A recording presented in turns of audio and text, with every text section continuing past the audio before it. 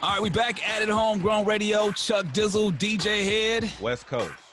Look, we got a legend in the building right now. We talked about it on the podcast, the last one. Appreciate y'all subscribing. The Verzuz battle going down this week. All right, Too Short and E40, the Battle of the Bay. The Bay is going to be on the main stage, and we love to see it. And we got Too Short in the building right now, actually in his own compound, man. Too Short, what up, bro? Nothing, man. Just getting prepared, man. You know, mentally, physically, getting my mind right for this, because it's you know, I ain't gonna lie, man. It's they expected like a certain performance, and we got to bring it. But in 2020, everybody's a little rusty on the you know, on the performance side, man. I ain't been in shape as far as doing a bunch of shows and getting out there rocking crowds. So I gotta get my mental right on what I naturally do. I just gotta, you know, what they call it, muscle memory. What is that? Yeah, muscle memory. Yeah. Yep. Yeah, I gotta get that rapper memory. Now, is this something that was presented to either one of you first, and then you know, you guys decide to come together with it, or was it something that you guys brought to the idea, like, yo, nah, we got to do it together and make this thing happen for, you know, the Verzuz? I was thoroughly avoiding any kind of participation in Verzuz. I'm like, not gonna happen, man. So, big fan of the format. Watched it from Babyface all the way to Gucci and Jeezy. Yeah. Only missed a couple, but I watched a bunch of them. And I just felt like it wasn't a thing for me. I felt like I didn't have that personality, that desire to like brag or you know, show my track record and be like, look what I did, or you know, or even compete with somebody else who did a lot. I just didn't feel there's no motivation in that for me. But when I got the call from E40, him and Swiss Beats conceived this thing, and me and 40 had already talked about it to each other, because it was a lot of people that came to me and said, man, you know, 40 to do verses. I heard that from so many people, Mr. Fab, all kind of people. And I'm like, nah, I'm not gonna do it, just for the reasons I just said. And then I got the call from Swiss and 40 with the culture Celebration. Your flowers. Streams go up. Ciroc gonna shoot you a bag. It's gonna be the base gonna get a good look. People gonna learn stuff they never knew. You're gonna gain a whole bunch of new fans. I'm on the phone with Swiss and 40, and they not gonna let me out of this. So I'm like, all this shit sounds good. Let's do it. Make it happen. Peer pressure.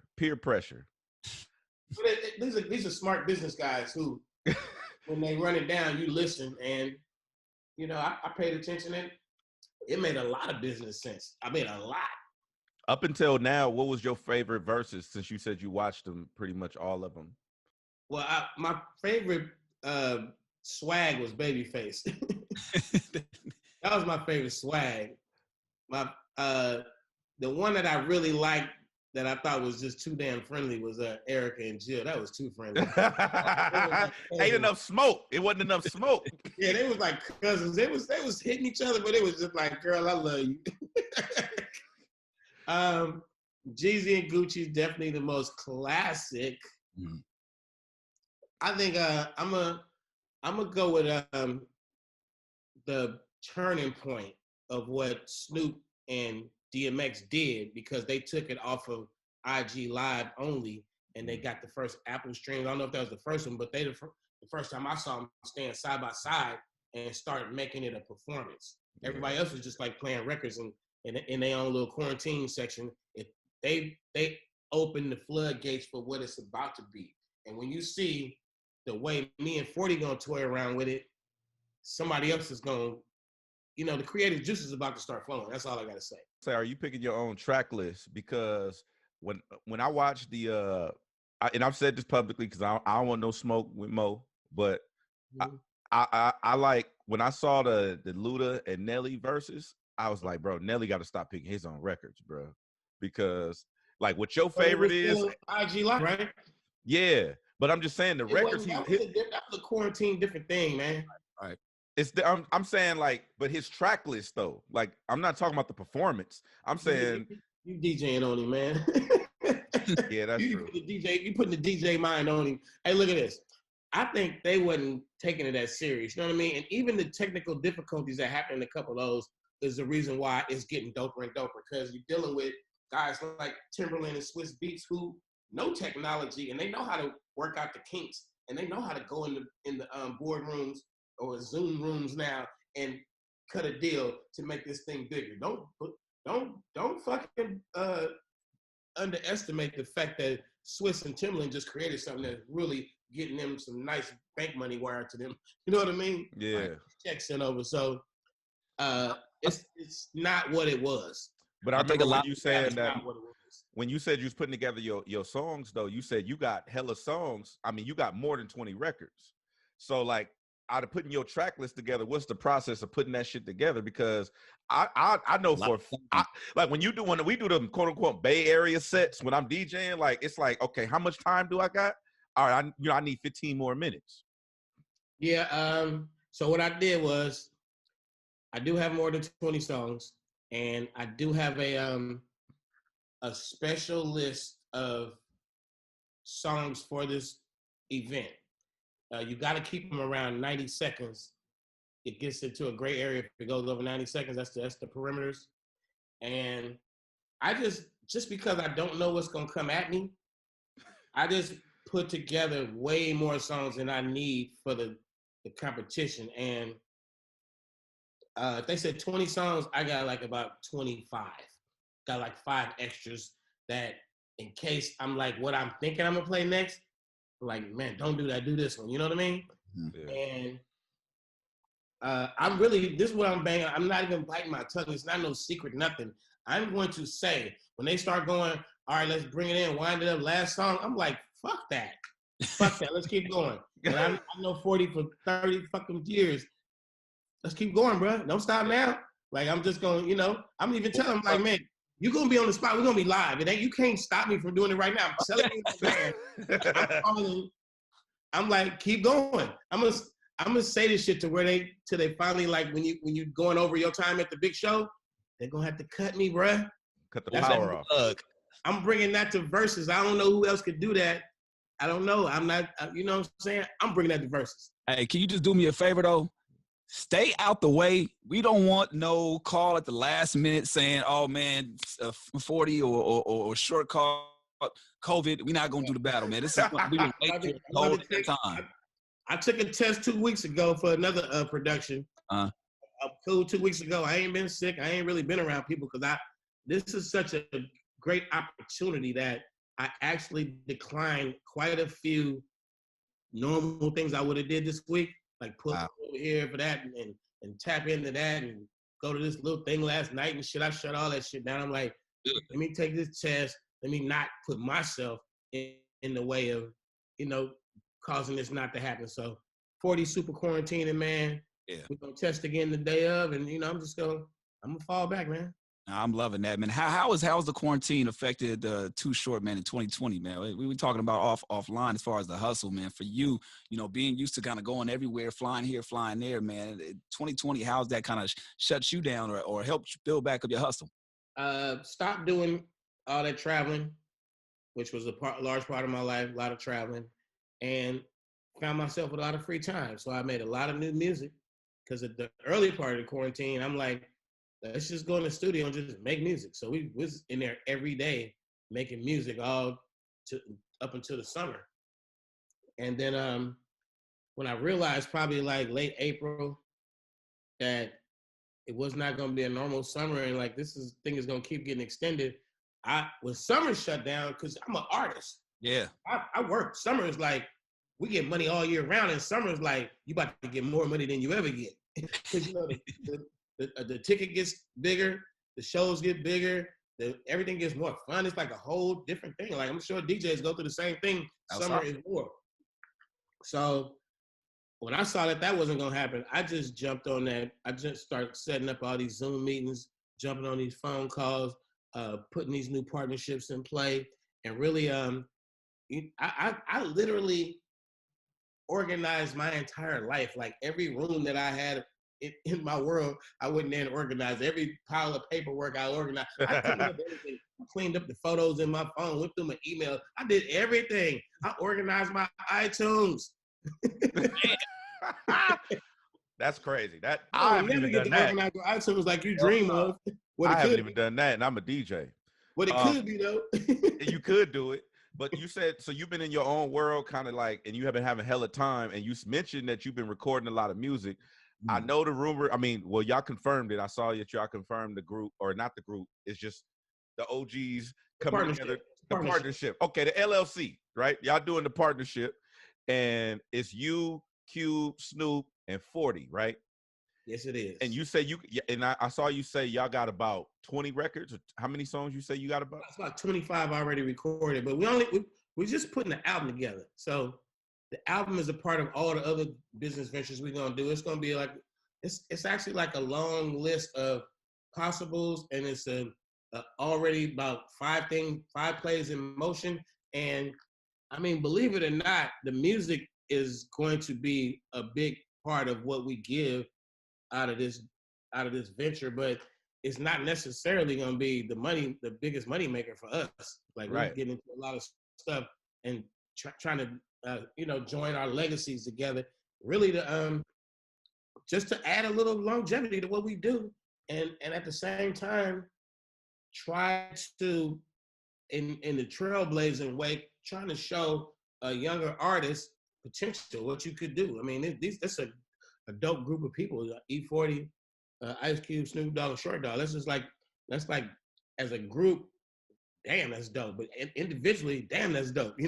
4 times over. So straight legacy. I think Snoop is really into giving back, man. You know what I'm saying?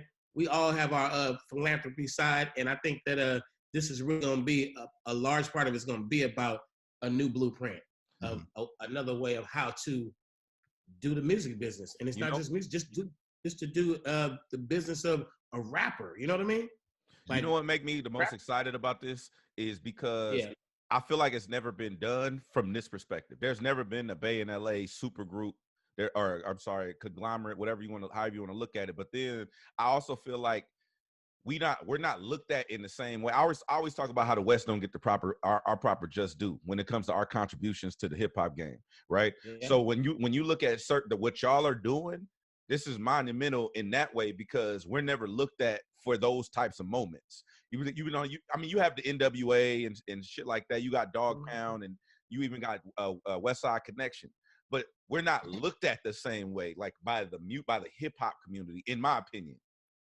So these guys, Ice Cube, E40, Snoop Dogg, these guys are, dudes who like deal with like, big money deals. Mm-hmm. And we're not like in any aspect of this music game, we're not dumb. We've been through all of us been through multiple situations. Ice Cube, and just the music alone was NWA. He was Ice Cube, a solo artist. He was West Side Connect. You know what I'm saying? He probably didn't put together tons of movie soundtracks. Everybody did so much. So if I do a show with Ice Cube, E40, and Snoop Dogg, those radio shows, those old school, How the West was won, if we do a show and all of us on the bill, as many tickets as that place can hold will be sold. If it's outdoor and it's 50,000, they're gonna buy 50,000. If it's in a stadium and it's 27,000, it's gonna be 27,000 sold. So for us to sit there and go, we got 4 different booking agents, and he's gonna get the Short Dog price, the Q price, the Snoop price, the 40 price, break us all off. Man, if we was one unit, you can't call and give me the 25 racks. You know what I'm saying? You got to pay we packing this arena. We want the whole thing. So, and then you got a guy like Snoop who owns a booking agency. You know what I'm saying? You got my guy E40 who's getting real heavy in the liquor game. And Ice Cube is a certified movie maker, a filmmaker who has weight in Hollywood. You know what I mean? Yeah. So I'm sitting there like, I'm doing the show they calling me in, hey, show, we got you 27,000, 25,000. I'm like, man, if I join forces with these dudes, this whole thing about us doing old school shows turns into, hey, book us on a residency at a casino in Vegas for the next 10 years. You know what I'm saying? Right. So many things. Yeah. Q might wake up one day and go, hey, let's all do a movie. Right. That's it's bigger than a record. Right. You know what I'm saying? An album. So that's what it is, man. And it's not just for, hey, man, let's milk this thing and make so much money off of it. It's actually like, let's show some dudes, the people in the industry a little different way, man. Right. Instead of going to a record label and saying, can you give me the money to make my record and promote my records? Let's make the record, shoot all the videos, and then go find a partner. You know what I mean? Backwards way of thinking, man. And you mentioned the blueprint, like the blueprint of being independent nowadays. Now, you've seen both sides of it. You know what I'm saying? From early on, having to get it out the trunk, really like hitting the pavement with your shit, versus now the accessibility for a lot of artists to upload their song on SoundCloud or whatever the case may be, all the DSPs, and really not have to book studio time or do it from the crib. Do you feel like nowadays is easier in the sense if you lose that hustle, like you don't have that side of getting it out the trunk, but you do have the accessibility? Like, what do you see the fine line between both of those worlds? I just see it as almost the same thing when you level the playing field and you realize how many people are in competition against you. What's the difference between standing in front of a Walmart trying to peddle CDs for $5? You getting them for about 50 cents a piece. You trying to sell them for $5, make a little profit, get your name out there. Or you like Too Short, walking around Oakland selling cassette tapes to drug dealers or whatever, or giving your music away free somewhere. What's the difference between that and being online competing with a million other people? Yeah. I guess it's the same competition. No matter if I walked up to a 25 dudes on the corner selling dope and like, bro, y'all want to buy one of these? Man, you got to convince them 25 dudes. That's a hard sell. You know what I mean? So no, that's true. Is a comfortable way to do it from home, but it also is not easy. It's not easy to just go, I got these new tools for a minute ago. Y'all like me? Right. Man, you could be dope. Right. Like, there's some dope gems on the internet you could find on SoundCloud and YouTube, but from a label's perspective or an investor's perspective, like, why would I invest in something that ain't kicking up dust and popping and showing promise when why would I invest in that when there's so much shit out there that is kicking up dust and getting a million hits and shit? I'm gonna go look at these motherfuckers that's making it work. So you gotta get from here, the dream, the upstart, to figure out how do you kick up some dust, man? How do you do it? That's the fucking challenge that's always been. How would Short do it now? Whopping in Detroit, nigga trying to get Barry Gordy to sign him. Same shit. How would Short do it in 2020? You a new artist, you get popping, you got the computer, you got the MacBook, you got your own. How would you convince a label, not even a label, but how would you kick the dust? How would I build an audience, build a fan base? I would do the same thing I did. Like, I wasn't just Too Short walking around with a tape going, hey, my man, you want to buy a tape? Nigga, I was a nigga in the lab. When I didn't have a fucking studio, I was still going to find funky ass instrumentals, and that shit that we rap over is like pounding in the car. The beats are funky. Like, I'm not going to get, I found this instrumental, like some polka shit or something. There's an instrumental. No, nigga, I was going to find, I'm in the record store and flipping over and seeing what niggas got a B-side. I don't got no equipment. All I got is turntables, a microphone, and an effects machine. They put the mic through, and a cassette recorder to run it all down to. So I need to find some dope ass beats to put on this turntable. That's all I got. Yeah. Hey, you know what I want to know, Short, is because I done been on, we done been on the road plenty of times. Not gonna tell that story we was talking about earlier, but don't tell that story. Yeah, they'll tell that story. But I always found it funny when we was on the road and we would do certain shows with most of the shows were 21 and over, but then we have done shows that skewed a little younger, right? Mm-hmm. And so when you go in to do a show, like, I want to know something like, what's the most awkward place you ever performed Shake That Monkey? It ain't even just Shake That Monkey, man. I'm gonna tell you, they got me one year. They got me good because you ever had to go to a middle school? I have a preparation thing that I do, a very minimal thing that's very entertaining that I do for a younger crowd, like a elementary, middle school kind of crowd. And it's not it's not the short dog we know. It's just sing the right few songs, the right version, and they know it and they jam. But I agreed to participate in an afternoon event for the BET Experience. Cool, I do it. I did BET Experience, called me a few times over the years. Okay, I do a little something. This one, I walk in, it ain't a motherfucker in the crowd over like 13. Like, and I'm like, I'm backstage going, why didn't anybody tell me this shit? Like, how long y'all want me to do? Do it like about 20, 30 minutes. How am I gonna be and it's like I gotta go on in like 3 minutes. I'm like, man, I'm not ready for this shit. But you didn't bring the clean versions. Man, I just whatever I did at the moment, it's the entertainer in you. I pulled it out, I pulled it off, I made it happen. I somehow, I got that filter where I could rap freaky tales and not say a dirty word. I don't know what I did that day, but you made it work. I pulled it off. So that brings me back to the verses, man. You said something earlier about like when they originally gave you the call that you felt like, man, I don't have the pizzazz to do that, but I feel like that right there allows you to be able to be the great storyteller that you are. And for me, what I enjoy about verses is the stories in between the songs and what led up to certain tracks and, collaborating with certain people. And I feel like you and 40 are great to do that with these songs that we grew up on, from elementary, junior high, college to even now. Like I would love to hear some of those stories in between that. So I think that's what this is. We definitely want to bring it as an informative type of thing, educational to a certain sense, educating the fans out there that didn't know the inside stories, educating the people that are just now tapping in for the first time, going, well, let me see who this E40 and Too Short are, that type of shit. So I plan on definitely talking shit to Earl. I plan on asking questions because I want to have that element of getting some information that I might not have known. The same thing you just said, and I'm encouraging him to just, which we do this on the phone every day. So I'm just like, bro, get the story out of me because we talk about so much shit that he might remind me of something I need to bring up or something like that. And, we got a lot of mutual friends around the country, around the world. We want to shout out certain people, and we just want to. It's gonna be a celebration, but I'm telling you, I know 40. I know him, man. He probably getting customized clothes, new jewelry, new words, new phrases.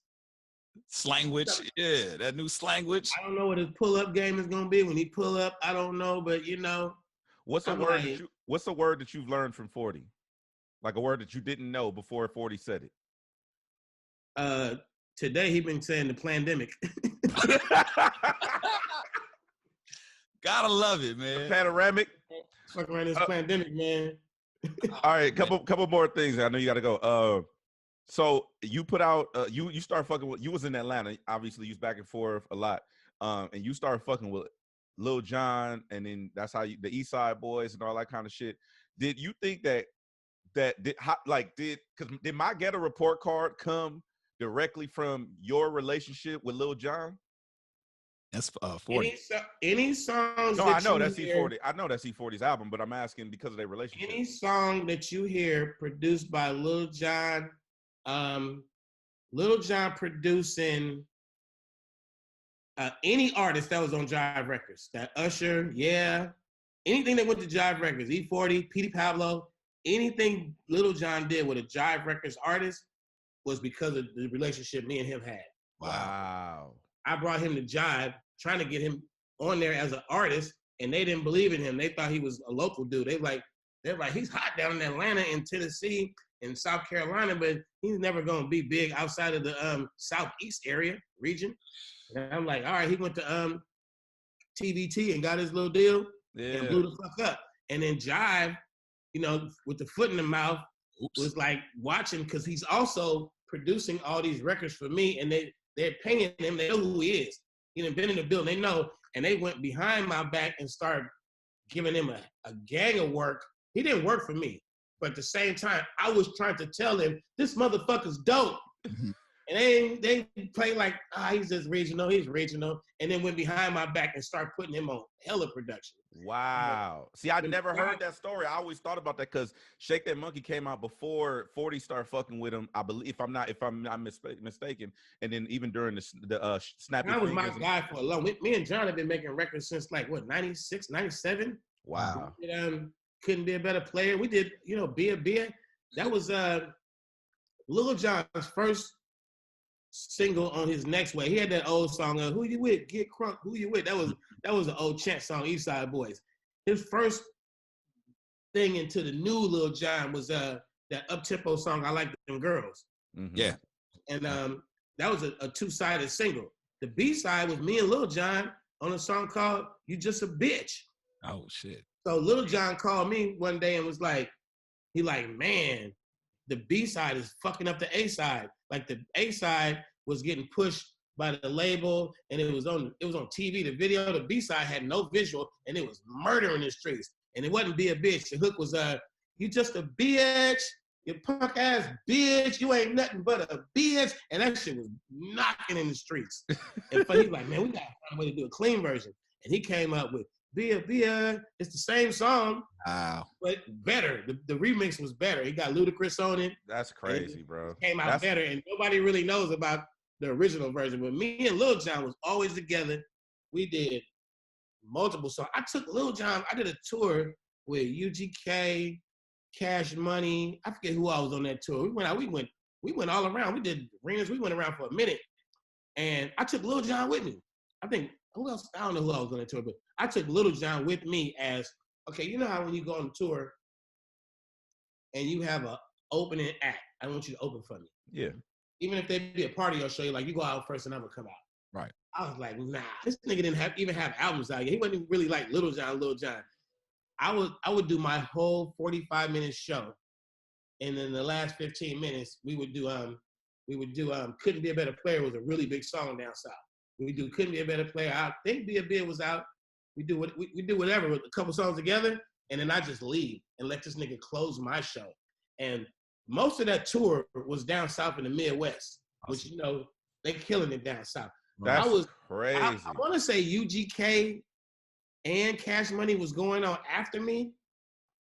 I think me and UGK might have been fluctuating depending on what city we were in, but Cash Money was always headlining. I promise you, this was before Cash Money had the helicopter and Get Your Roll On. They was jumping out with the Lambo spinning around. It was before that. Damn. Nigga, we was murdering them niggas on stage. I don't care if Lil Wayne, baby, I don't care who say what. When I was doing my show, and then I leave Lil Jon on the stage by himself, we was murdering them niggas. Like murdering shit up. I really feel like, I honestly feel in my heart, the next time Cash Money went out on tour, I really feel like they had that mindset, this is never gonna happen again. This is never finna let that wrong after that. They was wrong. You can't do that. Yo, a year later, it wouldn't have been like that. When they landed the helicopter and all that shit, they was right. Like, they out of there. They went to the moon. I want to know one quick question about, like, because nowadays Saweetie got the song The Tap In. She sampled your record, right? Has there ever been a situation where you had to not clear a sample? Well, you got to have a certain stature to get a Too Short sample cleared. And if I was to go around and chase all the little bootleg versions of Dope Fiend Beat and Freaky Tales and Blow the Whistle and all these, man, that's all I would do every day, all day. So fortunately, I have one of those catalogs where the Yo Gottis and Cardi B's is tapping in. People are sampling Too Short records, and it's enough to occupy my interest and not really focus on a neighborhood song or something. And I don't really have any. I listen to some of my own little homies listen to their music, and I'm like, nigga, that's my bass line. that I played myself so fucking long ago, and I'm like, I ain't finna hit this nigga up. Just I'm not gonna do that. But if you get if I'm watching them streams, nigga, you gonna get a call. What made you clear the Saweetie sample specifically? MC Hammer's brother, Louis Burrell, that's the homie. We all, people don't know how much family we are, but Louis called and was like, that's family, because her daddy always been close to MC Hammer and them. I don't know what the dynamics are, but I know it's like family. And she grew up around that. And they called and said, hey, this is Fam Bam. I was like, oh, I didn't even know. Like family. And I'm like, okay, for sure. Then it was nothing said. I actually I had even sent her a verse. I was like, if you use it or don't, it don't matter. But here. Oh, so there's a Too Short verse on Tap In. Hell yeah. I think it was too dirty though.